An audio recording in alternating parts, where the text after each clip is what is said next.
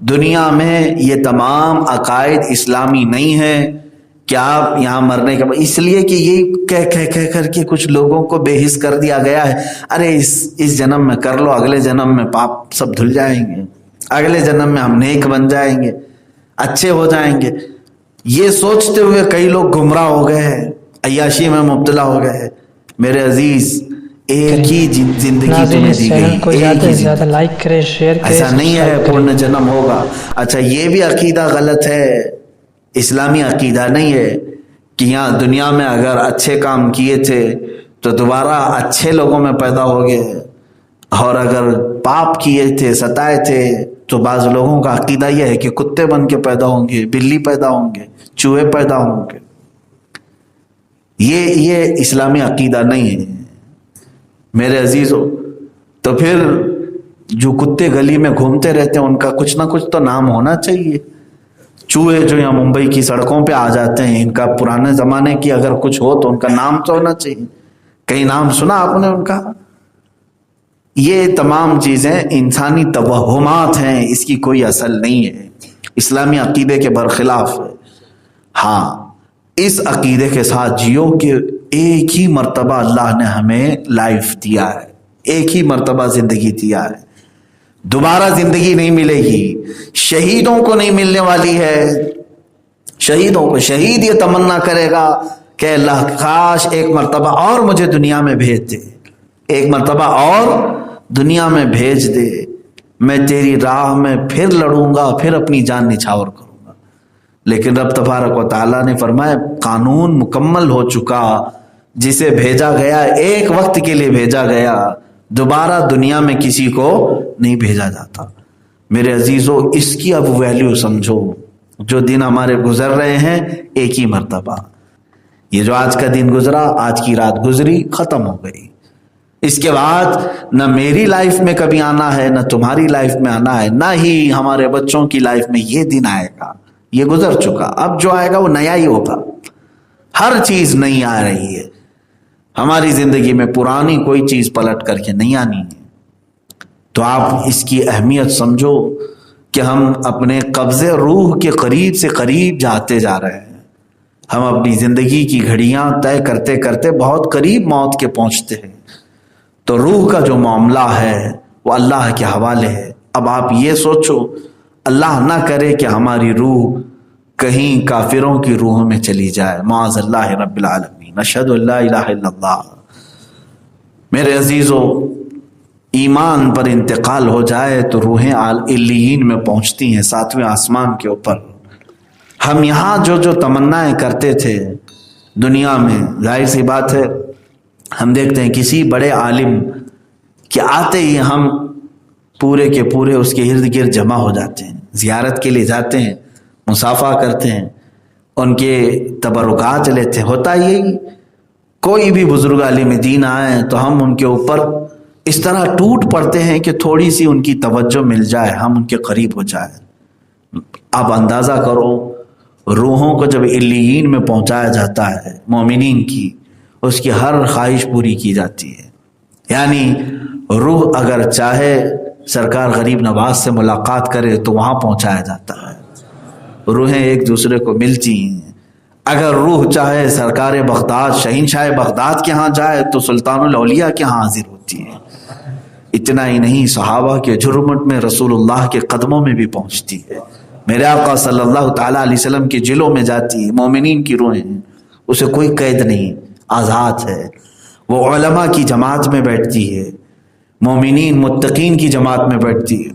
مومنین کی روح انبیاء کی بھی جماعت میں جاتی ہے، اور انبیاء اکرام کی زیارتیں ہوتی ہیں۔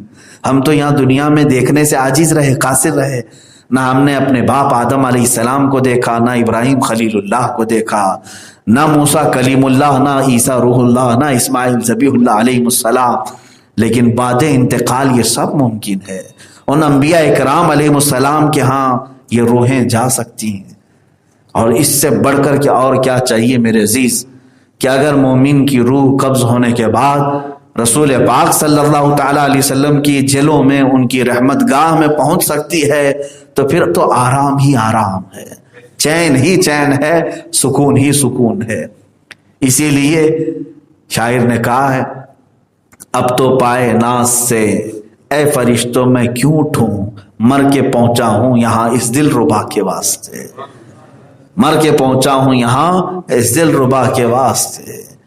अजीजा ने गिरामी वक़ार, जिंदगी जीने के बाद इसी आस और इसी यास में हम अपनी जिंदगी के लम्हात गुजारें कि कहीं ऐसा ना हो कि हमारी किसी गुनाह पर अल्लाह नाराज हो और मरने से पहले अल्लाह ताला का गजब ना आ जाए, तो फिर सारी जिंदगी बर्बाद हो जाएगी, खत्म हो जाएगी। यहां भी कुछ नहीं मिला और मरने के बाद भी अगर कुछ नहीं मिला तो फजूल जिंदगी है उसकी, फजूल है।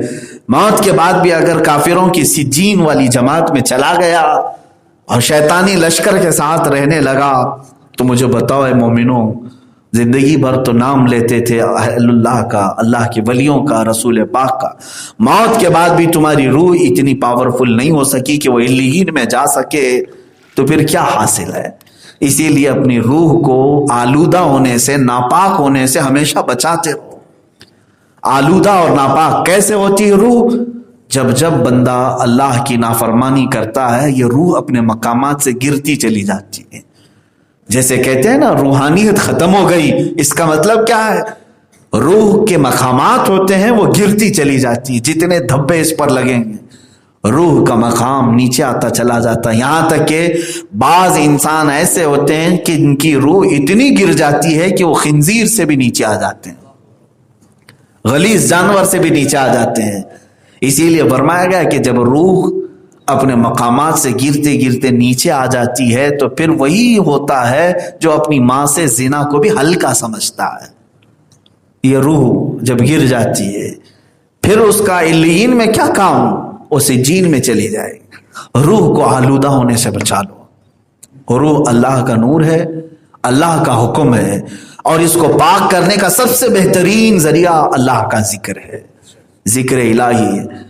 जिस कदर तुम जिक्र के आदी बनोगे, रूह उतनी ही पाक होती चली जाएगी और उतने ही मकामात तय करती जाएगी। यहां तक कि एक मकाम ऐसा भी आएगा कि तुम्हारे जिस्म को अगर तुमने खाना पानी नहीं भी दिया, तो रूह इतनी ताकतवर होगी कि तुम उसको, उसके बलबूते हमेशा जिंदा रह सकते हो। 12 साल तक बाबा फरीद गंज शकर रहमतुल्लाह ताला अलैह जिक्र इलाही में मशगूल रहे, ना खाया ना पिया। यहां तक कि रिवायात ये बताती हैं कि जिस्म पर दरख्त की बेलें लग गई थी। लोग गुजरने वाले समझते कि झाड़ियां हैं। कैसे मुमकिन है ये तमाम चीजें?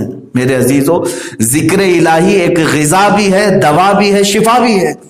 जब बंदा उसमें हिस्सा लेता है, बढ़ता जाता है, तो रूह इतनी ताकत को पहुंच जाती है कि फिर जिस्मानी हाजात भी उसकी जरूरत नहीं पड़ती, न उसे खाने पीने की हाजात, न इस्तिंजा वगैरह के हाजात। क्योंकि जब जिस्म के अंदर नूर दाखिल होता है तो फजला भी नहीं होता, कचरा भी नहीं होता।